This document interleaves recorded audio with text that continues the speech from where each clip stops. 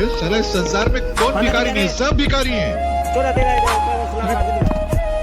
हम पेट के भूखे हैं, रोटी के पीछे भागते हैं, इसलिए रोटी के भिखारी हैं।